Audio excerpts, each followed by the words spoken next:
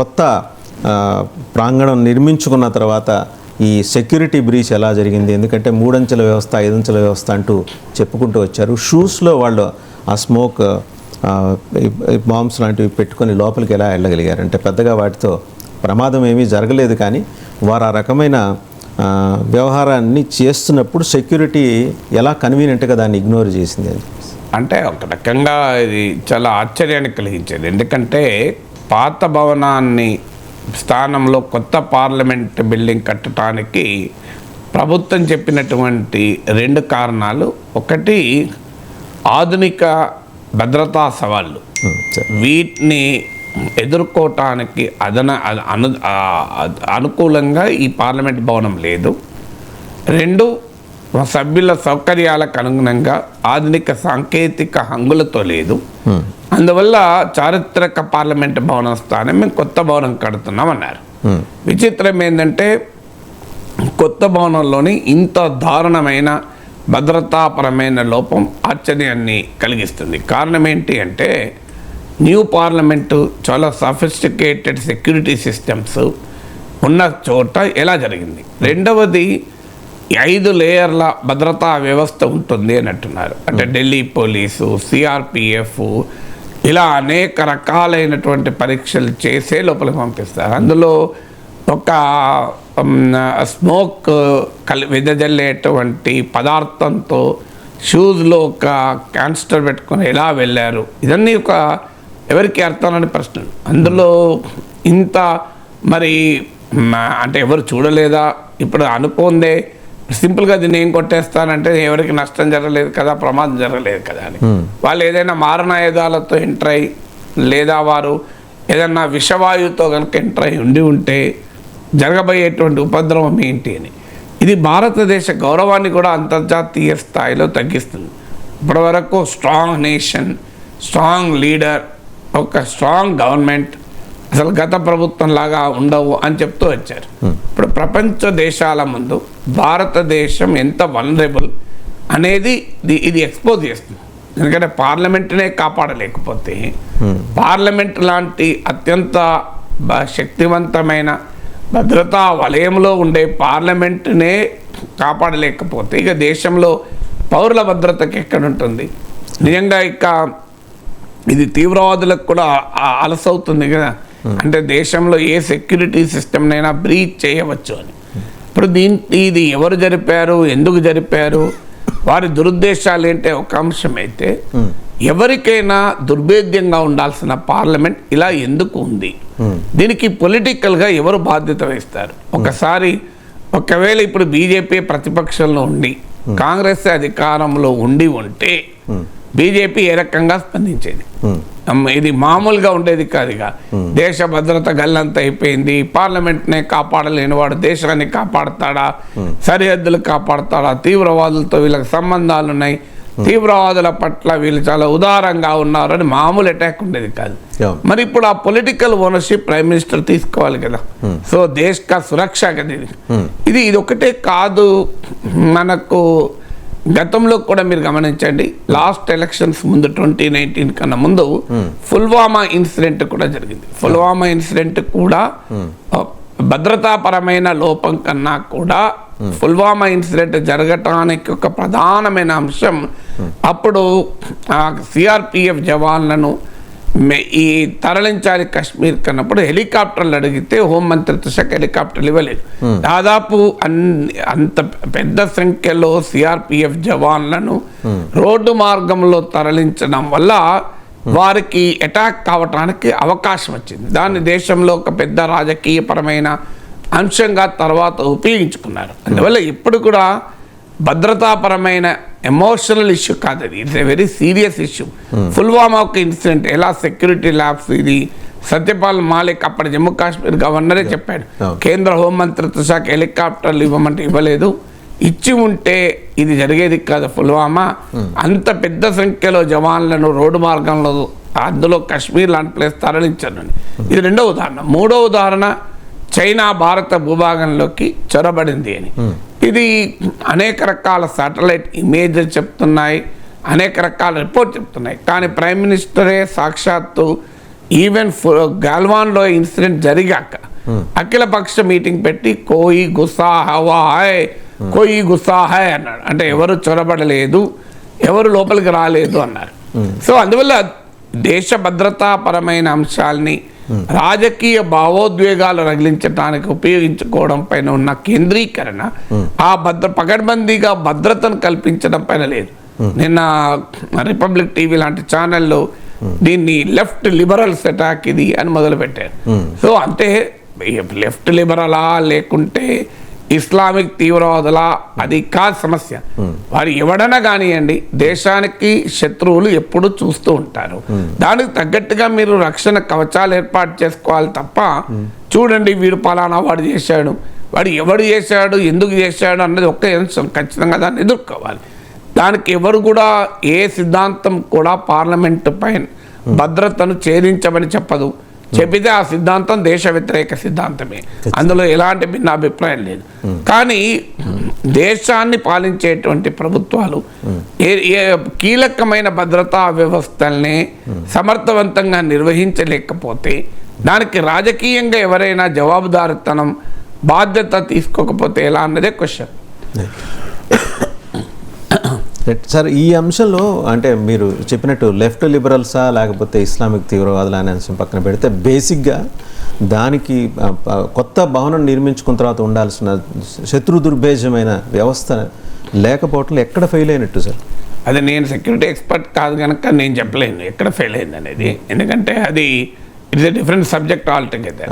నేనేమి వెళ్ళి పార్లమెంట్కి వెళ్ళి స్టడీ చేసి నేను చూసింది లేదు కనుక నేను ఆ నిపుణుడిని కాదు.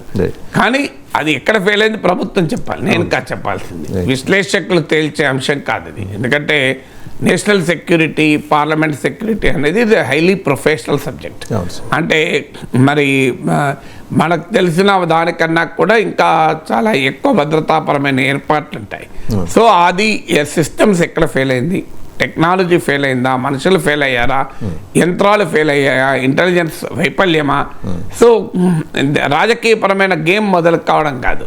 సో దీన్ని ఎవరు చేశారు, ఎందుకు చేశారు అనేది దానికి అది ఇవాళ వీడు కాకపోతే ఇంకోటి చేస్తాడు. మన ఇప్పుడు కూడా మనం జాగ్రత్తగా లేకపోతే శత్రువులు ఎప్పుడు ఉంటారు కదా. అవును సార్.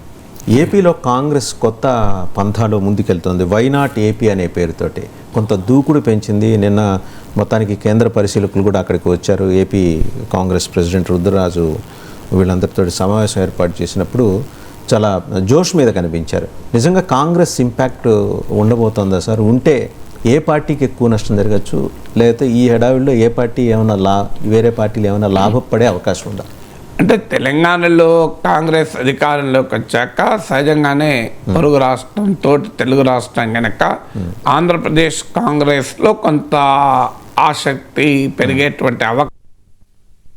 ఇక్కడ సమస్య ఏంటంటే కాంగ్రెస్ పార్టీకి చెందిన నాయకులు, శ్రేణులు కంప్లీట్గా మీరు వైఎస్ఆర్ కాంగ్రెస్ పార్టీకి షిఫ్ట్ అయ్యారు. సో కాంగ్రెస్ పార్టీ అక్కడ బేస్ లేకుండా పోయింది. సో అందువల్ల ఈ బేస్ లేకుండా పోవడం వల్ల ఏమవుతుందంటే ఇప్పుడు కొత్తగా పార్టీ నిర్మించుకోవాలి. సో కంటిన్యూస్గా పార్టీని వీకెన్ అవుతూ వచ్చింది. అనేక ఎలక్షన్స్లో చూసాం. ఆ మొరాల్ కూడా కాంగ్రెస్ శ్రేణుల్లో లేదు, కార్యకర్తల్లో లేదు. ఇప్పుడు కాంగ్రెస్ పార్టీ దిగువ స్థాయి నుంచి నిర్మించుకోవాలి. అయితే డెఫినెట్గా తెలంగాణలో వచ్చిన సానుకూలత ఆంధ్రప్రదేశ్లో కొంత ఇంపాక్ట్ చూపచ్చు. 10 ఏళ్ళు అయిపోయింది, ఇంకా అప్పుడు తెలంగాణ రాష్ట్ర సెంటిమెంట్ ఈ ఎన్నికల పైన ప్రభావం చూపలేదు. మరి ఆంధ్రప్రదేశ్లో రాష్ట్ర విభజన పట్ల ఉన్న వ్యతిరేక సెంటిమెంట్ కూడా 10 ఏళ్ల తర్వాత ప్రభావం చూపుతుందా ఇంకా? ఎందుకంటే ఆ కాంగ్రెస్ పార్టీ ఆంధ్రప్రదేశ్లో ఒక బలమైన పార్టీ, అలా అడ్రస్ లేకుండా పోవటానికి జగన్మోహన్ రెడ్డి తిరుగుబాటుతో పాటు రాష్ట్ర విభజన వల్ల ఏర్పడినటువంటి భావోద్వేగం కాంగ్రెస్ నైనా బీజేపీనైనా ఇప్పటికీ శిక్షించేది. అందువల్ల కాంగ్రెస్ పార్టీకి తెలంగాణలో గెలవడం ఒక సానుకూల అంశం. తర్వాత ఈ 10 ఏళ్లలో భారతీయ జనతా పార్టీ ప్రభుత్వం ప్రత్యేక హోదా ఇవ్వకపోవడము, విభజన హామీలు అమలు చేయకపోవడం వల్ల ఒక రకమైనటువంటి అంటే మేము నష్టపోయాము, మాకు అన్యాయం చేశారన్న భావన ఉంది. కాంగ్రెస్ పార్టీ విభజన హామీలు, ప్రత్యేక హోదా ప్రామిస్ చేసింది. అందువల్ల కాంగ్రెస్ పార్టీ అధికారంలోకి వస్తే మళ్ళీ మేము ప్రత్యేక హోదా ఇస్తాం, అని చెప్తున్నారు. దాన్ని ఒక ఆయుధంగా ఉపయోగించుకోవడానికి అవకాశం ఉంటుంది. వైసీపీలో ఉన్న అసంతృప్తులు తెలుగుదేశంలోకి వెళ్ళటానికి అక్కడ ప్లేస్ ఖాళీ లేదు. అందువల్ల ఎవరైనా వైసీపీలో అవకాశాలు లేని వాళ్ళు కాంగ్రెస్ వైపు వెళ్ళటానికి స్కోప్ ఉంటుంది. ఎందుకంటే అది హోమ్ గ్రౌండ్ కనుక. సో తమ ఇంటికి వెళ్ళినట్టుగా ఫీల్ అవుతారు. అందువల్ల కాంగ్రెస్ పార్టీ ఆ రకమైన గర్వాప్సీని ఏమైనా మొదలు పెట్టగలిగితే వైసీపీకి చెందినటువంటి అసంతృప్త నేతల్ని, వైసీపీలో అకామిడేట్ కాని నేతల్ని గనక తీసుకోగలిగితే అది డెఫినెట్గా కాంగ్రెస్ పార్టీ కొంత ఊపిరి పీల్చుకునే అవకాశం ఉంటుంది. అయితే కాంగ్రెస్ ఇప్పటికిప్పటికీ 2024లో అధికారంలోకి వచ్చే పరిస్థితి ఉండదు, కానీ డెఫినెట్గా అదొక అవకాశం ఉంటుంది ఆంధ్రప్రదేశ్లో కాస్తంత పెరగటానికి. ఎంత పెరిగినా అది వైసీపీకి ఛాలెంజ్ అవుతుంది.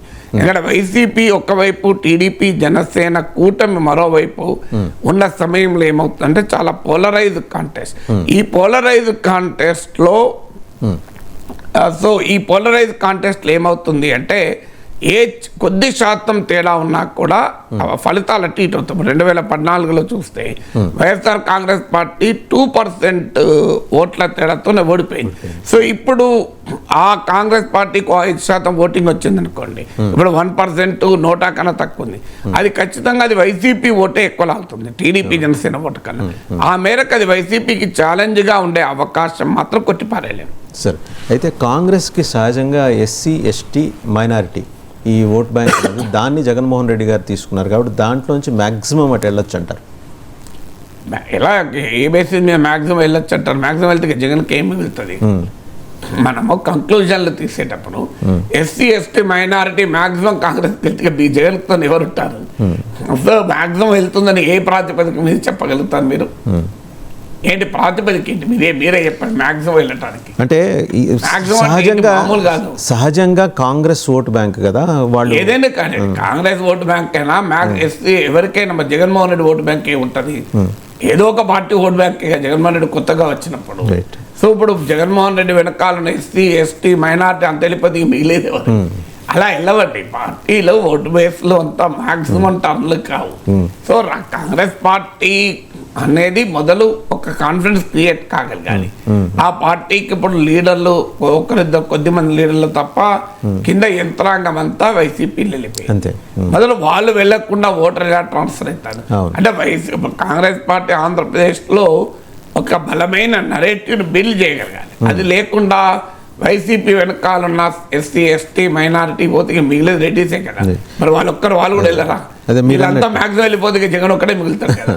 అయితే మీరు అన్నట్టు సార్, అండ్ కాంగ్రెస్ బలమైన నెరేటివ్ బిల్డ్ చేసే క్రమంలో భాగంగా వచ్చే నెలలో విశాఖపట్నంలో ప్రియాంక గాంధీ ఆధ్వర్యంలో విశాఖ ఉక్కు ఆంధ్రుల హక్కు అనే పేరిట ఒక బహిరంగ సభ, అలాగే రాహుల్ గాంధీ గారి ఆధ్వర్యంలో అమరావతి ఒక్కటే రాజధాని, ప్రత్యేక హోదా ఖచ్చితంగా తెచ్చి తీరుతాం అనే హామీలతో వాళ్ళిద్దరితో ప్లాన్ చేస్తున్నట్టు సమాచారం సార్. అంటే ఇప్పుడు ఆంధ్రప్రదేశ్లో ఏంటంటే వాళ్ళకు అసెంబ్లీ ఎలక్షన్స్ కన్నా కూడా లోక్సభ ఎన్నికలు అనేది కీలకమవుతుంది. ఎందుకంటే సార్ లోక్సభ ఎన్నికలకు వచ్చే వరకు జాతీయ పార్టీలకు అడ్వాంటేజ్ ఉంటుంది. ఎందుకంటే నేషనల్ పొలిటికల్ పిక్చర్ అనేది డామినేట్ చేస్తుంది. అందువల్ల అయితే ఒకటి ఆంధ్రప్రదేశ్కి వచ్చే వరకు లోక్సభ ఎన్నికలు, అసెంబ్లీ ఎన్నికలు కలిసి జరుగుతాయి కనుక ఓటరు ఇంత మేరకు తేడా చూపెడతాడనేది క్వశ్చన్ ఉన్నప్పటికీ కూడా లోక్సభ ఎన్నికల్లో బీజేపీ వర్సెస్ కాంగ్రెస్ గా నేషనల్ నెరేటివ్ బిల్డ్ అవుతుంది. అందువల్ల ఇప్పుడు వైసీపీ ఎటువైపు ఉంటుంది? కాంగ్రెస్ కు వ్యతిరేకంగా ఉందంటే బీజేపీకి అనుకూలంగా ఉన్నది. బీజేపీకి అనుకూలంగా ఉన్నప్పుడు బీజేపీని అంగీకరించిన సెక్షన్లు వైసీపీకి ఓటు వేయవు. అందువల్ల జాతీయ ఎన్నికల వరకైనా కాంగ్రెస్ కనీసం కొన్ని సీట్లైనా తెచ్చుకోగలిగితే, కొంత ప్రభావాన్ని లోక్సభ ఎన్నికల్లో చూపెట్టగలిగితే తర్వాత భవిష్యత్ రాజకీయాల్లో ఏమైనా ఎదగాల్సిందే తప్ప ఇప్పటికిప్పుడు కాంగ్రెస్ పునర్జీవం పొందడం అనేది తెలంగాణ లాగా సాధ్యం కాదు. ఎందుకంటే తెలంగాణ ఇచ్చిన పార్టీగా ప్రాతిపదిక ఉంది. 2014లో 2019లో కాంగ్రెస్ ఆంధ్రప్రదేశ్లో 1% కూడా ఓట్లు లేకపోయినా తెలంగాణలో కాంగ్రెస్ కు 28% లాస్ట్ ఎలక్షన్ లో ఓటు వచ్చింది. మిత్రపక్షాలతో కలిపితే 32% ఓట్లు వచ్చాయి. అందువల్ల కాంగ్రెస్ తెలంగాణలో ఉనికి ఉంది. ఇప్పుడు అవకాశం వచ్చినప్పుడు దాన్ని ఉపయోగించుకుంది. ఆంధ్రప్రదేశ్లో ఉనికే కోల్పోయింది. అందువల్ల రాజకీయ అవకాశాలు ఉపయోగించుకోవాలన్నా కూడా అంత సులభం కాదు. ఇక్కడ బీఆర్ఎస్ కాంగ్రెస్ల మధ్య పోటీ ఉంటే బీఆర్ఎస్ పట్ల వ్యతిరేకత ఆటోమేటిక్గా బీజేపీ రంగం నుంచి వెళ్ళిపోవడంతో కాంగ్రెస్కి ఉపయోగపడ్డది. కానీ ఆంధ్రప్రదేశ్కి వచ్చేవరకు ఏంటంటే వైసీపీ వర్సెస్ టీడీపీగా రాజకీయం ఉంది. వైసీపీ పట్ల వ్యతిరేకత టీడీపీకి ఉపయోగపడుతుంది తప్ప కాంగ్రెస్కి ఇప్పటికిప్పుడు ఉపయోగపడే అవకాశం లేదు. అందువల్ల తెలంగాణలో ఉన్న రాజకీయ పరిస్థితులు వేరు, ఆంధ్రప్రదేశ్లో కాంగ్రెస్ ఎదుర్కొనే రాజకీయ పరిస్థితులు వేరు. బీజేపీ లోక్సభ ఎన్నికలకు సమాయత్తమవుతోంది. అన్ని రాష్ట్రాలని బీజేపీ శాఖలను కూడా అప్రమత్తం చేసింది. సబ్సిక్వెంట్గా తెలంగాణలో జరిగిన దాని మీద కూడా వాళ్ళు సమీక్ష చేసుకుందామని నిర్ణయించుకున్నారు ఈ వారంలో. ఈ క్రమంలో కిషన్ రెడ్డిని కంటిన్యూ చేస్తారా, లేకపోతే వేరే వారిని మార్చే అవకాశం ఉందా? వేరే కొత్త నాయకుడిని తీసుకొచ్చి అధ్యక్షుడిగా చేసే అవకాశం ఉందా? అంటే ఇప్పుడు అధ్యక్షుల మార్పు అనే దానికన్నా కూడా బీజేపీ లోక్సభ ఎన్నికలకు సిద్ధపడుతుంది.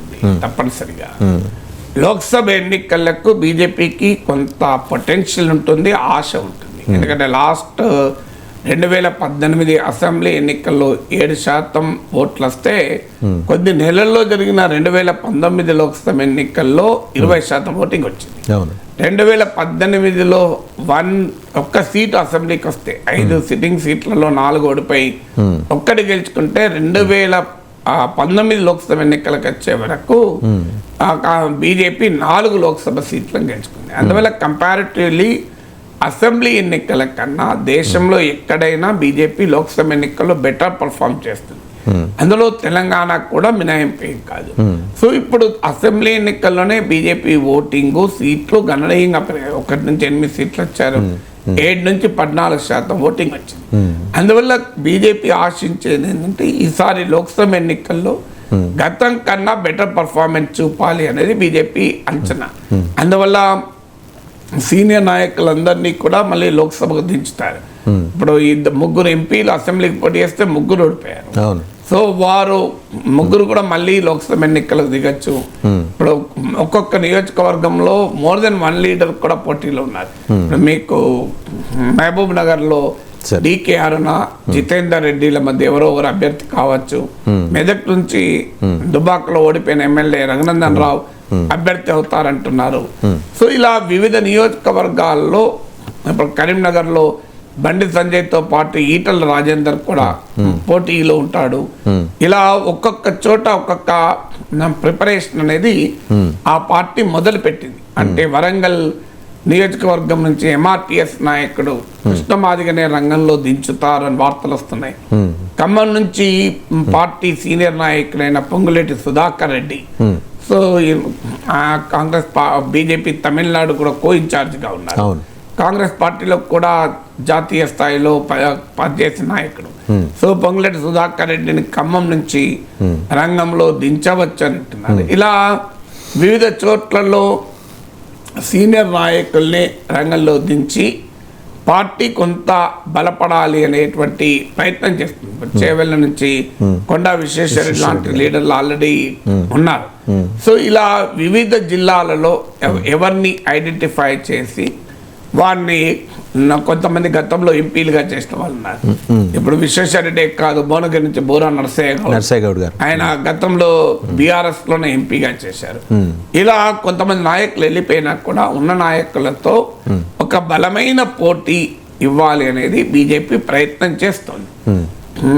మీకు కరీంనగర్ నుంచి అయితే బండి సంజయ్, ఈటల రాజేందర్తో పాటు మురళీధర్ రావు, ఇలా ఒక్కొక్క సీట్లలో ఐడెంటిఫై చేసి ఆ రకమైన ప్రయత్నం చేస్తుంది. వాస్తవానికి ఇటీవల జరిగిన అసెంబ్లీ ఎన్నికల్లో కూడా బీజేపీ జాతీయ నాయకుల ప్రచారం కనుక మనం చూస్తే చాలా చోట్ల పార్లమెంటు ఎన్నికల్లో అవకాశం ఉన్న చోట్ల వాళ్ళు క్యాంపెయిన్ చేశారు. మీరు మోడీ వెళ్ళి నిర్మల్, యోగి ఆదిత్యనాథ్ వెళ్ళి కాగజ్ నగర్, ఇలా వెళ్ళడంలో కూడా ఉద్దేశం అదే. అంటే ఎక్కడెక్కడైతే భవిష్యత్తులో లోక్సభ ఎలక్షన్ స్కోప్ ఉంటుందో ఆ ప్రాంతాల్లో ఫోకస్ చేసి అసెంబ్లీ ఎన్నికల్లో ప్రచారం చేశారు. అందువల్ల అభ్యర్థుల్ని ఎంపిక చేసుకోవడం, ప్రచారానికి అసెంబ్లీ ఎన్నికల సమయంలోనే దృష్టి పెట్టడం. బీజేపీకి ఏంటంటే ఈ లోక్సభ ఎన్నికలు వచ్చే వరకు కేసీఆర్ ను ఎన్నుకోవాలా వద్దా అనే క్వశ్చన్ వచ్చినప్పుడు బీఆర్ఎస్ బీజేపీ ఒక్కటే అన్న భావన బీజేపీని దెబ్బతీసి కాంగ్రెస్ లాభపడింది. కానీ లోక్సభ ఎన్నికలకు వచ్చే వరకు కేసీఆర్ కేంద్ర బిందువుగా ఎన్నికలు జరగవు. మోడీని మళ్ళీ గెలిపించాలా లేదా అనే అంశం పైన ఎన్నికలు జరుగుతాయి. మోడీ విషయంలో పాజిటివ్ గా ఉంది కనుక తమకు ఉపయోగపడుతుంది అని, అందువల్ల బీఆర్ఎస్ కూడా సీన్ లో ఉండదు. కాంగ్రెస్ వర్సెస్ బీజేపీగా ఉంటుంది. ఒకటే ఛాలెంజ్ బీజేపీకి ఏంటంటే కాంగ్రెస్ రాష్ట్రంలో అధికారంలోకి వచ్చింది. అంతకు ముందు కూడా 2019లో కూడా బీజేపీ 4 సీట్లు గెలుచుకున్న రోజుల్లో కూడా కాంగ్రెస్ 3 సీట్లు గెలుచుకుంది. వాస్తవంగా కాంగ్రెస్ కాన్ఫిడెంట్ గా కొట్లాడి ఉంటే అప్పుడే 5-6 సీట్లు వచ్చాయి. అందువల్ల కాంగ్రెస్ పార్టీ ఇప్పుడు ఆ రాష్ట్రంలో కూడా అధికారంలోకి వచ్చి ఉంది కనుక కాంగ్రెస్ పార్టీ నుంచి గట్టి పోటీ బీజేపీ ఎదుర్కొంటుంది. అదొక్క ఫ్యాక్టర్ మాత్రం బీజేపీకి నెగిటివ్ ఫ్యాక్టర్.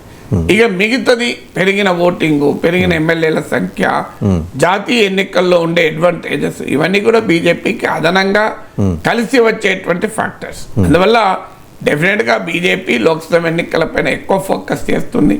ఎందుకంటే నార్త్ లో సాచురేషన్ వచ్చేసింది.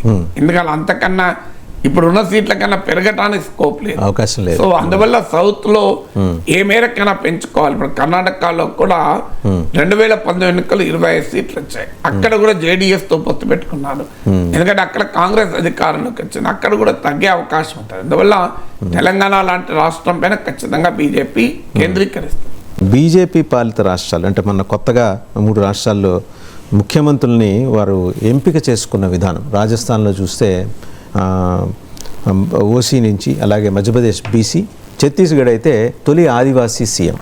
బీజేపీ ఏమన్నా సామాజిక సమీకరణాలు అలాగే సోషల్ ఇంజనీరింగ్ ఫ్యాక్టర్లు ఈ ఆలోచన చేసి ఈ ఎంపికలు చేసింది. అంటే మధ్యప్రదేశ్లో ఇదివరకు కూడా బీసీఏ ఉన్నారు, కొత్తగా మళ్ళీ బీసీని తెచ్చింది. ఆ మాటకు వస్తే రాజస్థాన్లో కాంగ్రెస్ ముఖ్యమంత్రి బీసీ, అయితే అక్కడ 7% దాకా బ్రాహ్మణ్స్ ఉంటారు రాజస్థాన్లో. సో అందువల్ల బీజేపీ దేశవ్యాపితంగా కూడా సోషల్ ఇంజనీరింగ్ చేస్తుంది. అంటే ముఖ్యమంత్రుల ఎంపికలే కాదు, మీకు పార్టీ నాయకత్వాన్ని తర్పీదివ్వడంలో కూడా ఇక్కడ సోషల్ ఇంజనీరింగ్ కన్నా ముఖ్యం ఏంటి అంటే ఒక కొత్త తరం నాయకత్వాన్ని బీజేపీ ఏర్పాటు చేస్తుంది. ఇప్పుడు రాజస్థాన్ లో వసుంధర రాజా, మధ్యప్రదేశ్ లో శివరాజ్ సింగ్ చౌహాన్, ఛత్తీస్గఢ్ లో రమణ్ సింగ్, వీళ్ళ యుగం క్లోజ్ అయి ఒక న్యూ జనరేషన్ ఆఫ్ లీడర్షిప్ ను పార్టీ రంగంలోకి దించింది. ఇది దేశవ్యాప్తంగా బీజేపీ చేస్తాం. ఇప్పుడు తెలంగాణలో కూడా మీకు బండి సంజయ్ని ఆ రకంగా పట్టుకొచ్చాకే కొంత ఊపు కనబడింది. ఎందుకంటే బండి సంజయ్ అంతకు ముందు జనరేషన్ ఆఫ్ లీడర్షిప్, మీకు దత్తాత్రేయ, మీరు లక్ష్మణ్, కిషన్ రెడ్డి గారు, విద్యాసాగర్ రావు, ఈ లీడర్షిప్ ఒక జనరేషన్. కానీ మరి కారణాలేమో సడన్ గా బండి సంజయ్ని మార్చినందుకు నష్టపోయారు కూడా. సో ఇప్పుడు కర్ణాటకలో కూడా యడియూరప్ప కొడుకుని తీసుకొచ్చారు. అందువల్ల దేశం మొత్తం మీద కూడా ఒక న్యూ జనరేషన్ ఆఫ్ లీడర్షిప్ ఎప్పటికప్పుడు బీజేపీ రిప్లేస్ చేస్తూ వస్తుంది. అందులో అది ఇప్పుడు రాజస్థాన్, మధ్యప్రదేశ్, ఛత్తీస్గఢ్లో కూడా ఆ కృషిలో భాగమే. మీకు మోడీ, అమిత్ షాల కన్నా ముందు తరం వాజ్పేయి, అద్వానీ ఎరా లీడర్షిప్ మొత్తం క్లోజ్ అయిపోయి మోడీ, అమిత్ షాల కాలం లీడర్షిప్ అంటే ఎమర్జ్ అవుతుంది. అంటే మోడీ, అమిత్ షాల నాయకత్వానికి ఎదురుండకూడదు అనే డైమెన్షన్ అందులో ఉండవచ్చు. కానీ అదే సమయంలో పార్టీకి కొత్త తరం లీడర్షిప్ ఇవ్వడం అనేది కూడా పార్టీ నిలబడటానికి కారణమవుతుంది. మధ్యప్రదేశ్లో మీకు కాంగ్రెస్ పార్టీకి అవకాశాలు ఉన్నాయి, వాస్తవంగా ప్రభుత్వం పట్ల వ్యతిరేకత ఇవన్నీ ఉపయోగపడతాయి. కానీ అక్కడ మళ్ళీ కమల్నాథ్, దిగ్విజయ్ సింగ్, ఆ పాతతర నాయకులతోనే కాంగ్రెస్ ఎన్నికలకు వెళ్ళింది. ఇక్కడికి వచ్చే వరకు తెలంగాణలో మీరు కాంగ్రెస్ రేవంత్ రెడ్డి ఎమర్జ్ కావడం కాంగ్రెస్ పార్టీకి బాగా ఉపయోగపడ్డది. మీకు లోక్ నీతి సిఎస్డిఎస్ వాళ్ళ పోస్ట్ పోల్ స్టడీ కూడా చెప్పింది రేవంత్ ఎమర్జెన్స్ అనేది కాంగ్రెస్ కు బాగా ఉపయోగపడింది. ఎందుకంటే ఒక ఫ్రెష్ బ్లడ్ అనేది కనబడ్డప్పుడు ప్రజలు అట్రాక్ట్ అవుతారు. ఇప్పుడు తెలుగుదేశానికి ఆంధ్రప్రదేశ్ లో ఛాలెంజ్ అదే, ఆ లీడర్షిప్ లో కొత్తదనం లేదు. మళ్ళీ అదే పాత తరం నాయకులు, మీకు 30 ఏళ్లుగా కనబడుతున్న నాయకులు ఇప్పటికీ కనబడుతున్నారు. అందువల్ల ఎక్కడైనా న్యూ జనరేషన్ ఆఫ్ లీడర్షిప్ ముందుకు వచ్చినప్పుడు అది ప్రజలను అట్రాక్ట్ చేస్తుంది. ఆ రకమైన కృషి బీజేపీ దేశవ్యాపితంగా చేస్తుంది. ఆ పార్టీకి ఉన్న అడ్వాంటేజ్ అది. హైదరాబాద్పై ముఖ్యమంత్రి రేవంత్ రెడ్డి గారు తనదైన ముద్ర వేసుకునే కార్యక్రమం మొదలెట్టారు. ఫార్మాసిటీ స్థానంలో మెగా టౌన్షిప్, అలాగే ఔటర్ చుట్టూ రావాల్సిన ఏర్పాట్లు, చాలా ఆయన నిర్ణయాలు తీసుకుంటున్నట్టు కనిపిస్తుంది. ఎస్పెషల్లీ చూస్తే ఏంటంటే ఇంతకుముందు ప్రభుత్వం తీసుకున్న నిర్ణయాలకి భిన్నమైన నిర్ణయాలు తీసుకుంటున్నారు. ఎలా చూస్తున్నారు సార్? అంటే ఏ ప్రభుత్వమైనా ఏ ముఖ్యమంత్రి అయినా హైదరాబాద్ పైన ఫోకస్ తప్పదు. ఎందుకంటే తెలంగాణ ఎకానమీలో 40% తెలంగాణకున్న ఓన్ ట్యాక్స్ రెవెన్యూలో 40% హైదరాబాద్ నుంచి వస్తాయి. మీరు హైదరాబాద్ అనేది ఒక మేజర్ సోర్స్ ఆఫ్ రెవెన్యూ. ఇప్పుడు మీరు ఆంధ్రప్రదేశ్ రెవెన్యూలో కూడా 1/3 ఉంటుంది హైదరాబాద్. అందువల్ల ఉమ్మడి రాష్ట్రంలో కూడా Hyderabad was a major source of income for the state. అందులో తెలంగాణ వచ్చాక అదొక ప్రధానమైన సోర్స్. అందువల్ల ఒకప్పుడు నగరాలంటే నెగిటివ్ కాన్సెప్ట్ ఉండేది, కానీ ఇప్పుడు ఆ రకమైన భావన పోయింది. నగరాలు అనేది ఎకనామిక్ ఇంజన్స్గా, గ్రోత్ ఇంజన్స్గా ప్రపంచవ్యాప్తంగా గుర్తిస్తున్నారు. అంటే సిటీ బేస్డ్ ఎకనామిక్ గ్రోత్. ఇప్పుడు మీరు అమెరికాలో ఒక మాన్హట్టన్ నగరం, న్యూయార్క్ నగరం తీసుకుంటే ప్రపంచంలో అనేక దేశాల జీడిపి కన్నా న్యూయార్క్ జీడిపి ఎక్కువ. నాకు తెలిసినంతవరకు ఒక 100 దేశాల జీడిపి కన్నా కూడా న్యూయార్క్ జీడిపి ఎక్కువ. అందువల్ల ఒక్క న్యూయార్క్ నగరమే ప్రపంచంలో మోర్ దెన్ 100 కంట్రీ జీడిపి కన్నా ఎక్కువ. అందువల్ల ఇప్పుడు కూడా వరల్డ్ వైడ్గా వస్తున్న మోడర్న్ ఎకనామిక్ ట్రెండ్ ఏంటంటే cities are growth engines for any economy. ఇప్పుడు మీకు భారతదేశ ఎకానమీలో ముంబై నగర పాత్ర, అమెరికా ఎకానమీలో న్యూయార్క్ నగర పాత్ర, ఇలా కీలకమైన నగరాలు ఆ దేశాల, ఆ రాష్ట్రాల ఆర్థిక స్థితిలో ఒక ప్రధాన భూమిక నిర్వహిస్తాయి. ఇప్పుడు కర్ణాటక ఎకానమీలో బెంగళూరు, అందువల్ల తెలంగాణ ఎకానమీలో హైదరాబాద్ అనేది గ్రోత్ ఇంజన్. రాష్ట్ర ప్రభుత్వం ఇచ్చిన అనేక సంక్షేమ పథకాలని అమలు చేయాలన్నా కూడా హైదరాబాద్ గ్రోత్ వల్లనే సాధ్యమవుతుంది. హైదరాబాదే గ్రో కాకపోతే ప్రభుత్వానికి ఆదాయం ఉండదు, రాష్ట్ర ప్రభుత్వం ప్రజా సంక్షేమం పైన ఖర్చు పెట్టడం కూడా సాధ్యం కాదు.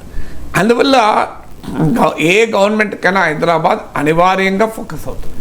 రెండవది ఏంటి అంటే పొలిటికల్గా కూడా హైదరాబాద్ కాంగ్రెస్ పార్టీ కీలకం. ఇటీవల జరిగిన ఎన్నికల్లో మనం చూస్తే హైదరాబాదులో బీఆర్ఎస్ ఒక రకంగా స్వీప్ చేసి తన మిత్రపక్షమైన ఎంఐఎంతో కలుపుకుంటే అత్యధిక సీట్లు బీఆర్ఎస్కి వచ్చాయి. కాంగ్రెస్, బీజేపీ ప్రభావం చూపలేకపోయాయి. అందువల్ల పొలిటికల్గా కూడా హైదరాబాద్ ఒక బ్యారన్ గ్రౌండ్గా కాంగ్రెస్ పార్టీకి ఉంది. మీరు సదరన్ తెలంగాణలో కాంగ్రెస్ భారీ విజయం సాధించింది, ఉత్తర తెలంగాణలో మిక్స్డ్ రిజల్ట్ సాధించింది, హైదరాబాద్లో మాత్రం వెనుకబడింది. అందువల్ల రాష్ట్ర రాజధానిలో రాజకీయ ప్రభావం చూపకుండా రాష్ట్రంలో రాజకీయ ప్రభావాన్ని చూపడం కష్టమవుతుంది. అందువల్ల కూడా హైదరాబాదు పొలిటికల్గా కూడా కాంగ్రెస్ ప్రభుత్వానికి కీలకం, ఎకనామిక్గానే కాదు. మూడవది ఏంటంటే కాంగ్రెస్ పార్టీకి ఈసారి వచ్చిన ఓటింగ్ ట్రెండ్ చూస్తే అర్బన్ ఏరియాస్లో బీఆర్ఎస్కి ఆధిక్యత ఉంది. ఇప్పటికీ కూడా నెంబర్ ఆఫ్ ఓట్స్ తీసుకున్నాక, ఓట్ షేర్ తీసుకున్నాక గ్రామీణ ప్రాంతాల్లో కాంగ్రెస్ బెటర్ పర్ఫార్మ్ చేసింది. అందులో భవిష్యత్తు పొలిటికల్ కన్సాలిడేషన్ కూడా హైదరాబాద్లో స్ట్రెంగ్తెన్ కావడం అనేది కీలకమవుతుంది. నాలుగవ అంశం ఏంటంటే బ్రాండ్ హైదరాబాద్ కాంగ్రెస్ వస్తే దెబ్బతింటుంది అనేది బీఆర్ఎస్ పెద్ద ఎత్తున క్యాంపెయిన్ చేసింది. ఎందుకంటే మీకు కేటీఆర్ ఇమేజ్, హైదరాబాద్లో జరిగినటువంటి ఇన్ఫ్రాస్ట్రక్చర్ ఇంప్రూవ్మెంటు, ఐటీ రంగ ఎక్స్పాన్షను, ఇవన్నీ కూడా మీకు తెలంగాణ ఉద్యమ కాలంలో కూడా ఈ భయం వచ్చింది.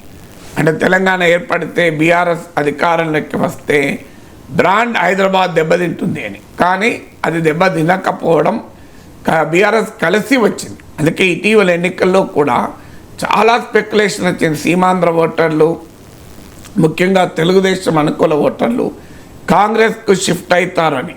కానీ ఆ పరిణామాలు ఎలా ఉన్నా కూడా బీఆర్ఎస్ హైదరాబాదులో బలంగా నిలబడగలిగింది, గెలుచుకోగలిగింది. రాష్ట్రమంతా ఎదురుగాలి ఉన్నా హైదరాబాద్లో ఆ ఎదురుగాలి కనపడలేదు. మీరు ఇప్పుడు కుత్బుల్లాపూర్లో బీఆర్ఎస్ అభ్యర్థి వివేకానంద 85,000 మెజార్టీతో గెలిచాడు, మామూలు మెజార్టీ కాదు. అందువల్ల హైదరాబాదులో కాంగ్రెస్ పార్టీ అధికారంలోకి వస్తే బ్రాండ్ హైదరాబాద్ దెబ్బతింటుంది, రియల్ ఎస్టేట్ దెబ్బతింటుంది, ఐటీ రంగం దెబ్బతింటుంది. కేటీఆర్తో తులతూగగలిగే ఐటీ మినిస్టర్ ఎవరు? ఈ ప్రచారం అంతా పొలిటికల్గా కాంగ్రెస్కు వ్యతిరేకంగా జరిగింది. అందువల్ల ఇలా రేవంత్ రెడ్డి ముందున్న మరో కర్తవ్యం ఏంటంటే కాంగ్రెస్ వల్ల బ్రాండ్ హైదరాబాద్ పోదు, పెరుగుతుందని చూపెట్టాలి. నాకు ఇచ్చిన ఇంటర్వ్యూలో కూడా నేను ఈ ప్రశ్న అన్నప్పుడు చెప్పాను, నేనే రియల్ ఎస్టేట్ నుంచి వచ్చిన వాడిని, అందువల్ల నేను ముఖ్యమంత్రిగా ఉంటే రియల్ ఎస్టేట్ ఎందుకు దెబ్బతింటుంది అన్న మెసేజ్ అప్పుడే ఇచ్చాడు. సో అందువల్ల హైదరాబాదు గ్రోత్ను రెట్టింపు చేయడం ద్వారా పొలిటికల్గా, ఎకానమీగా కాంగ్రెస్ ఇచ్చిన హామీల అమలుకు కూడా కీలకం. అందువల్ల డెఫినెట్గా డే 1 నుంచే ఆ ఫోకస్ పెడుతున్నారు. నాకు ఇచ్చిన ఇంటర్వ్యూ కూడా చెప్పాడు, outer ring road, regional ring road, వీటిని బేస్ చేసుకొని inner Telangana, greater Telangana, outer Telangana అని 3 పార్ట్గా డెవలప్ చేస్తాం. హైదరాబాద్ చుట్టూ శాటిలైట్ సిటీస్ నిర్మిస్తాం మెగా సిటీ ప్లాన్లో భాగంగా. సో తెలంగాణ మొత్తాన్ని ఒక యూనిట్గా తీసుకొని డెవలప్ చేస్తామని. ఎందుకంటే ఔటర్ రింగ్ రోడ్ వచ్చాక హైదరాబాద్ విస్తృతి గణనీయంగా పెరిగింది. అలాగే రీజనల్ రింగ్ రోడ్డు ఆధారం చేసుకొని మరింత ఎక్స్పాన్షన్కు పోతామన్నారు. అలాగే ఇప్పుడు మీకు మూసీ రివర్ ఫ్రంట్ కూడా ఒక పెద్ద టూరిస్ట్ స్పాట్గా డెవలప్ చేస్తామంటూ రివ్యూ చేశారు. ఈవెన్ ఎంఐఎం సభ్యుల్ని కూడా ఇన్వైట్ చేసి రివ్యూ చేశారు. సో ఆ రకంగా చాలా కాలంగా పెండింగ్ ఉంది. మాటలు మాత్రమే చెప్పిన అంశం ఏంటంటే మూసీ. సో మూసీ ప్రక్షాళన, మూసీ రివర్ ఫ్రంట్గా డెవలప్ చేసి దాన్ని జాతీయ, అంతర్జాతీయ టూరిస్టులను అట్రాక్ట్ చేసే విధంగా డెవలప్ చేస్తామని. అలాగే ఓల్డ్ సిటీ నుంచి మెట్రో, ఇది ఎప్పటి నుంచో పెండింగ్లో ఉంది.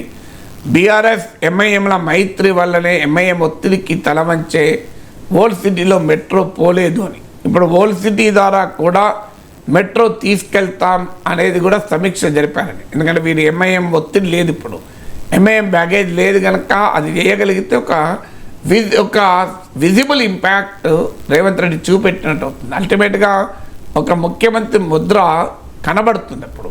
మీరు లేదంటే ఇప్పుడు ఎలాగైతే ఫ్లైఓవర్లు ఇవన్నీ కేటీఆర్కి ఇమేజ్ తీసుకొచ్చిందో, రేవంత్ రెడ్డికి కూడా హైదరాబాదులో రేవంత్ రెడ్డి హయాంలో జరిగింది ఇది అన్నదానికి ఇవి కీలకం అవుతుంది. అంటే మూసీ రివర్ ఫ్రంట్ కానీ, ఓల్డ్ సిటీల ద్వారా మెట్రో తీసుకెళ్ళడం కానీ, అంటే ఓల్డ్ సిటీ రూపురేఖలనే మెట్రో మార్చే అవకాశం ఉంటుంది.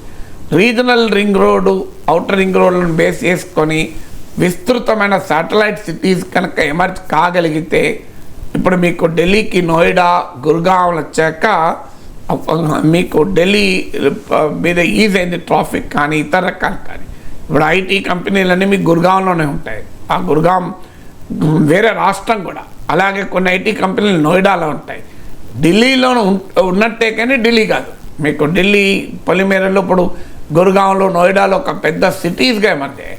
సో ఆ రకంగా హైదరాబాదుకు చుట్టూ satellite cities with full public infrastructure, social ఇన్ఫ్రాస్ట్రక్చర్తో కనుక రాగలిగితే తెలంగాణ ఎకానమీకి, హైదరాబాద్ ఎకానమీకి ఒక తలమానికం అవుతుంది.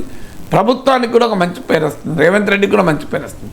అయితే దాంతో పాటు చేయాల్సింది, నేను నా ఇంటర్వ్యూలో కూడా అడిగాను, ఒకప్పుడు హైదరాబాదులో ఈ మధ్యతరగతి హౌసింగ్ కాలనీస్ ఉండేవి. ఇప్పుడు మీకు కుక్కగడపల్లి housing board, Moula Ali housing board, Bagh Lingampally housing board, మీకు సంజీవరెడ్డి నగర్లో హౌసింగ్ కాలనీ, ఈ భుజంజాయి మార్కెట్, ఇవన్నీ ఇప్పుడు కనబడం లేదు. అంటే రేవంత్ రెడ్డి నా ఇంటర్వ్యూలో కూడా హామీ ఇచ్చాడు, మళ్ళీ వస్తాయి సార్ అని. అందువల్ల ఇప్పుడు ఈ రకమైన middle class housing boards, unfortunately ప్రభుత్వాలు ఏం చేస్తాయంటే వనరుల సమీకరణ కొరకు ప్రభుత్వ భూములు అమ్ముకోవడం మొదలుపెట్టాయి. ప్రభుత్వ భూముల్ని సామాజిక ఇన్ఫ్రాస్ట్రక్చర్కు ఉపయోగించకుండా రెవెన్యూ జనరేషన్కు ఉపయోగించడం వల్ల రియల్ ఎస్టేట్ ధరలు పెరిగి సామాన్యుడికి, మధ్యతరగతికి హైదరాబాద్ అనేది అందుబాటులో లేని పరిస్థితికి వచ్చింది. ఇవాళ మీరు హైదరాబాద్లో చూడండి, ఒక సింగిల్ రూమ్ కూడా 6,000, 5,000 రెంట్ ఉంటుంది. సో చిరు ఉద్యోగులు, చిరు వ్యాపారులు, చిన్న చిన్న ఆదాయాలు ఉండేవారు అసలు బతకలేని పరిస్థితి హైదరాబాద్ తీసుకొచ్చారు. సో అది పోవాలి అంటే కూడా ఒకటి హైదరాబాద్ డైవర్సిఫై కావాలి, శాటిలైట్ సిటీస్ రావాలి, ఒక సమర్థవంతమైన కనెక్టివిటీ రావాలి. అందువల్ల కేవలం శాటిలైట్ సిటీస్ వస్తే లాభం లేదు. అక్కడికి వాటర్, పవర్, టెలికనెక్టివిటీ, ట్రాన్స్పోర్ట్ కనెక్టివిటీ, ఒక సీమ్లెస్ ట్రాన్స్పోర్ట్ కనెక్టివిటీ రావాలి. అంటే హైదరాబాద్ ఆవలు ఎక్కడున్నా కూడా రావటానికి. అలాగే హైదరాబాద్ బ్యాలెన్స్డ్ గ్రోత్ ఉండాలి. ఇప్పుడు వెస్ట్ వైపే హైదరాబాద్ గ్రోత్ అంతా ఉంది. సో దానికి మీరు హైదరాబాద్కు చుట్టూ ఒక మణిహారం లాగా కొంత ప్రయత్నం జరిగినా కూడా, ఇప్పుడు ఆదిబట్ల ఈ ప్రాంతంలో ఇన్ఫోసిస్ లాంటివి వచ్చినా కూడా ఓవరాల్గా హైదరాబాద్ వెస్ట్ వైపే కేంద్రీకరింది. ఆ బ్యాలెన్స్ కూడా తప్పకూడదు. సో అందువల్ల అన్ని వైపులా హైదరాబాద్ అభివృద్ధి అయ్యేలా ఉండగలగాలి. సో హైదరాబాదులో middle class, even lower class కూడా హైదరాబాదులో కాస్ట్ ఆఫ్ లివింగ్ తట్టుకొని నిలబడగలిగే వాతావరణం ఉండాలి. సో ఆ రకమైన ఇన్ఫ్రాస్ట్రక్చర్ క్రియేట్ కావాలి. సో ఇవన్నీ చేయగలిగితే హైదరాబాద్ పైన ఫోకస్ పెట్టడం, హైదరాబాద్ ఆల్రెడీ ఒక పవర్ఫుల్ ఎకానమీ ఉంది కనుక మీరు హైదరాబాద్లో ఇన్ఫర్మేషన్ టెక్నాలజీ నుంచి మొదలుకొని డిఫెన్స్ వరకు అనేక రకాల ఎకానమీకి ఇది బేస్. వ్యాక్సిన్లు ఇక్కడ ఉత్పత్తి అవుతాయి, మీకు మిసైల్స్ ఇక్కడ ఉత్పత్తి అవుతాయి, ఇక్కడ ఎలక్ట్రానిక్ ఓటింగ్ మిషన్లు ఇక్కడ ఉత్పత్తి అవుతాయి, చంద్రయాన్ ప్రోగ్రాంలో కూడా వాడే పరికరాలు హైదరాబాద్లో ఉత్పత్తి అయ్యాయి, బిఎండబ్ల్యూలో వాడే పరికరాలు కూడా హైదరాబాద్లో ఉత్పత్తి అవుతాయి, మీకు కోవిడ్ వ్యాక్సిన్లు కూడా హైదరాబాద్లో నుంచి 2 వ్యాక్సిన్లు ఉత్పత్తి అయ్యాయి. So Hyderabad information technology, biotechnology, defence, knowledge technologies ఇలాంటి ఒక అనేక రంగాల్లో హైదరాబాద్కు ఒక బేస్ ఉంది. దాన్ని మరింతగా కనుక అభివృద్ధి చేయగలిగితే ఒక వైబ్రెంట్ సిటీగా, ఒక వైబ్రెంట్ ఎకానమీగా, ఒక vibrant social and physical infrastructure ఉన్న సిటీగా కనుక రూపొందగలిగితే ఖచ్చితంగా రేవంత్ రెడ్డికి మంచి పేరు వస్తుంది, కాంగ్రెస్ పార్టీకి మంచి పేరు వస్తుంది, తెలంగాణ ఎకానమీకి కూడా అదొక బలమైన ఊతాన్ని ఇస్తుంది. కేటీఆర్ గారు నిన్న మాట్లాడుతూ ఆట మొదలైంది కాంగ్రెస్ తోటి, 2 రోజుల లోపల 2 లక్షల రుణమాఫీ చేస్తామన్నారు, అదేమైంది? అలాగే రైతు బంధు సంగతి ఏం చేస్తున్నారు? కాంగ్రెస్ కూడా అంతే ఈక్వల్గా రెస్పాండ్ అవుతుంది. ముఖ్యమంత్రి గారు పవర్ పాయింట్ ప్రజెంటేషన్ తోటి వస్తున్నారు. చాలా పోటాపోటీగా ఉంది. అంటే బీఆర్ఎస్ కాంగ్రెస్ సవాళ్ళు ప్రతి సవాళ్ళు ఎలా చూస్తున్నారు సార్? అంటే డెఫినెట్గా ఆట మొదలైంది. ఎందుకంటే ఆట ఆడటానికి సమవుజ్జీలు ఉన్నారు. ఇదివరకు ఏంటంటే మీకు ఆటకు సమవుజ్జీలు లేరు. ఎందుకంటే అక్కడ కేసీఆర్ లాంటి ఒక హయ్యర్ లెవెల్ పొలిటికల్ స్టేచర్ ఉన్న నాయకుడు, తెలంగాణ ఉద్యమ నాయకుడిగా, తెలంగాణ తెచ్చిన నాయకుడిగా, ప్రతిపక్షంలో ఉన్న నేతలకు కేసీఆర్కి మధ్య ఆ గ్యాప్ ఉండేది. దాంతోపాటు అధికార పార్టీకేమో 100కు పైగా ఎమ్మెల్యేలు ఉండేవాళ్ళు. అంటే మొదలు 88 గెలుచుకున్నాక కూడా తర్వాత మిగతా పార్టీ నుంచి వచ్చారు. ప్రతిపక్ష ఎమ్మెల్యేలకేమో నెంబర్ తక్కువ ఉండేది. సో కంపారిటివ్లీ అధికార పార్టీ తరఫున బ్యాటింగ్ చేసే వాళ్ళు కూడా చాలా ఎక్కువ మంది ఉండేవాళ్ళు. కేసీఆర్, కేటీఆర్, హరీష్ రావు ఇలా చాలామంది బ్యాటింగ్ చేయగలిగే ఒక స్ట్రాంగ్ బ్యాటింగ్ ఆర్డర్ ఉండే. ప్రతిపక్షాలకు వచ్చే వరకు 1-2 మాత్రమే మిగిలి ఉండే. సో ప్రతిపక్షాల మొరాల్ కూడా దెబ్బతిని ఉండే. ఎందుకంటే వరుసగా 2 సార్లు బీఆర్ఎస్ గెలిచింది, కాంగ్రెస్ తరఫున గెలిచిన వాళ్ళు, తెలుగుదేశం తరఫున గెలిచిన వాళ్ళు బీఆర్ఎస్లోకి వెళ్ళిపోవడము, ఉప ఎన్నికల్లో కూడా గెలవకపోవడము, ఒక ఓవరాల్గా అపోజిషన్ మొరాల్ కూడా బూస్ట్ అయ్యలేదు. ఇప్పుడు వీటన్నిటికీ భిన్నమైన వాతావరణం ఇప్పుడుంది. మీరు రేవంత్ రెడ్డి ముఖ్యమంత్రి, రేవంత్ రెడ్డికి కేటీఆర్కు, రేవంత్ రెడ్డికి హరీష్ రావుకు మధ్య ఆ గ్యాప్ కూడా లేదు మీకు. అంటే పొలిటికల్ స్టేచర్లో గ్యాప్ లేదు, నెంబర్స్లో గ్యాప్ లేదు. కాంగ్రెస్కు సిపిఐ కలిపి 65 సీట్లుంటే మీకు ప్రతిపక్షానికి కూడా 54 సీట్లు ఉన్నాయి. 39 బీఆర్ఎస్కు ఉన్నది, 8 బీజేపీకి ఉన్నది, 7 ఎంఐఏకి ఉన్నాయి. అంటే ఈ ముగ్గురు కలిసినా కలవకపోయినా కంబైన్డ్ అపోజిషన్కు 54 సీట్స్ ఉన్నాయి. అంటే 65 వర్సెస్ 54. ఇక క్షేత్రస్థాయిలో చూసిన కాంగ్రెస్ పార్టీ 39% ఓటింగ్తో అధికారంలోకి వచ్చింది. బీఆర్ఎస్ 37%తో ప్రతిపక్షంలోకి వచ్చింది. అందువల్ల కేవలం 2% మాత్రమే తేడా. సో 2% తేడాతో మాత్రమే ప్రతిపక్షంలోకి వచ్చింది. సో అంటే ఆ ప్రజల్లో కూడా ఆ గ్యాప్ తక్కువగా ఉంది. సో అందువల్ల అది కూడా బీఆర్ఎస్కు ఎక్కువ స్ట్రెంగ్త్ ఇస్తుంది. తర్వాత బీఆర్ఎస్లో హోప్ కూడా ఉంది. అంటే కాంగ్రెస్ పార్టీకి 60 మ్యాజిక్ ఫిగర్ అయితే 65 సభ్యులే ఉన్నారు. కాంగ్రెస్ పార్టీలో ఉన్న ఇంటర్నల్ కాంట్రడిక్షన్స్ వల్ల ఎన్నడో ఒక రోజు తమకే మళ్ళీ అవకాశం వస్తుంది అన్న ఒక బలమైన విశ్వాసంతో బీఆర్ఎస్ నాయకత్వం ఉంది. అందుకే మీకు కడియం శ్రీహరి మాట్లాడినా, ఎర్రవెల్లి దయాకర్రావు మాట్లాడినా, పల్లా రాజేశ్వర రెడ్డి మాట్లాడినా, ఇవందరూ కూడా ఎందుకు చెప్తున్నారు అంటే వాళ్ళకు ఆశ కూడా ఉంది. ఈ ప్రభుత్వం సుస్థిరత పైన అనుమానం ఉంది, ప్రభుత్వం మనుగడ పైన అనుమానం ఉంది, కాంగ్రెస్లోని ఇంటర్నల్ కాంట్రడిక్షన్స్ తమకు ఉపయోగపడతాయన్న విశ్వాసం కూడా ఉంది. అందువల్ల అపోజిషన్ కనుక మొరాల్తో అసెంబ్లీలో ఎంటర్ అయినప్పుడు మరింత దూకుడుగా కూడా ఉంటుంది. అందువల్ల ఆట డెఫినెట్గా మొదలు కావటానికి కారణం సమఉజ్జీలు అసెంబ్లీలో బలాబలాల మధ్య సమతుల్యత ఉన్నది. బలాబలాల మధ్య పారిటీ ఆఫ్ ఫోర్సెస్ అంటారు. ఆ సమతుల్యత ఉండడం వల్ల ఖచ్చితంగా ఆట మొదలవుతుంది. తర్వాత ఇది నెంబర్స్ గురించి. ఇక కంటెంట్ విషయంలో కూడా చూసిన కాంగ్రెస్ పార్టీ ముందు ఒక పెద్ద సవాళ్ళు ఈ హామీలు అమలు చేయడం. హామీలు అమలు చేసడానికి ఎకానమీ సహకరించాలి. అందువల్ల కాంగ్రెస్ పార్టీ కూడా బీఆర్ఎస్ పైన అనేక ఆరోపణలు చేసి అధికారంలోకి వచ్చింది. సో అనేక భ్రమలు కలిగించి అధికారంలోకి వచ్చిందని బీఆర్ఎస్ అనొచ్చు, కానీ ఆరోపణలు చేసి అధికారంలోకి వచ్చింది. అందువల్ల ఆ ఆరోపణల్ని ఇప్పుడు అధికార పార్టీగా అస్త్రాలుగా మలుచుకుంటుంది. అందులో భాగమే తెలంగాణ ఎకానమీ పైన శ్వేతపత్రాన్ని విడుదల చేయమని తొలి సమీక్షలోనే ముఖ్యమంత్రి ఆదేశించారు. ఈవెన్ అసెంబ్లీలో దాన్ని పవర్ పాయింట్ ప్రజెంటేషన్ పెట్టి బీఆర్ఎస్ ప్రభుత్వ హయాంలో ఎకానమీ అస్తవ్యస్తమైంది, అందువల్ల ఇవాళ తెలంగాణలో కాంగ్రెస్ ప్రభుత్వానికి హామీల అమలు కూడా బీఆర్ఎస్ మిస్మేనేజ్మెంట్ ఆఫ్ ఎకానమీ ఛాలెంజ్గా మారింది. అయినా కూడా మేము అమలు చేస్తాం అనే నరేటివ్ కాంగ్రెస్ బిల్డ్ చేయదలుచుకుంది. అంటే చెడగొట్టి మాకు ఇచ్చినా కూడా మేము బాగు చేసి ప్రజలకు మేము ఇచ్చిన హామీలు అమలు చేస్తామని.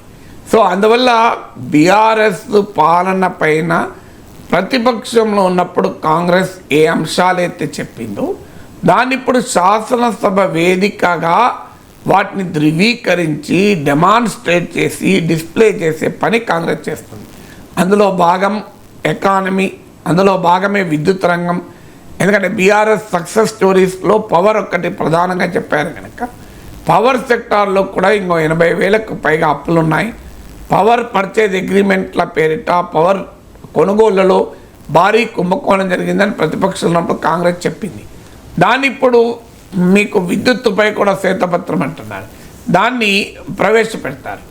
అందువల్ల బీఆర్ఎస్ ప్రభుత్వం పైన ప్రతిపక్షంలో ఉండగా చేసిన ఆరోపణలను ఇప్పుడు అధికార వేదికగా దాన్ని మరోసారి తెలంగాణ ప్రజల ముందు ఉంచే ప్రయత్నం కాంగ్రెస్ చేస్తుంది. దానికి కౌంటర్ ఇచ్చేలా కాంగ్రెస్ ఇచ్చిన హామీల సంగతి ఏమైంది?